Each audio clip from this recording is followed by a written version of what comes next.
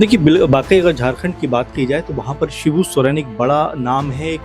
कह सकते हैं मज़बूत नाम है, मज़बूत चेहरा है। झारखंड को बनाने में शिबू सोरेन की बहुत बड़ी भूमिका है, इसीलिए उनको दिशोम गुरु के नाम से भी जाना जाता है। लेकिन जब से उनकी तबीयत ख़राब हुई है, उसके बाद से जेएमएम के अंदर ख़ासकर कहें तो बड़ी उथल-पुथल मची हुई है। तमाम विधायक हों या हेमंत सोरेन जो मुख्यमंत्री भी हैं, उनके बेटे हैं, वो भी लगातार दिल्ली आ जा रहे हैं, लगातार अपने पिता की देखभाल कर रहे हैं। वहीं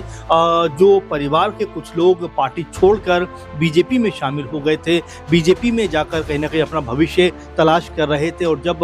चुनाव होते हैं और चुनावों में करारी शिकस्त का सामना करना पड़ता है, उसके बाद ऐसा लगा कि जो ये लोग थे जो बीजेपी में बड़ी उम्मीद और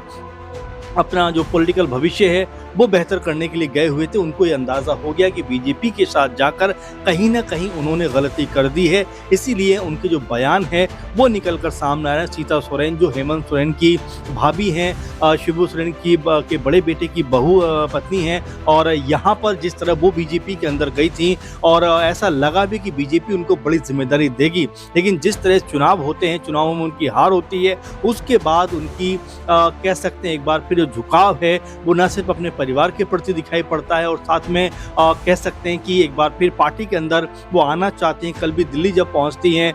हॉस्पिटल भी जाती हैं, मिलने के लिए जाती हैं, लेकिन ऐसा कहा जा रहा है कि मिल नहीं पाती हैं। यानी कि कहीं ना कहीं अपने जो परिवार को एक बार फिर से शिबू सोरेन जो एकजुट देखना चाहते थे, अपनी पार्टी को जो मजबूत देखना चाहते थे, वो भी उनका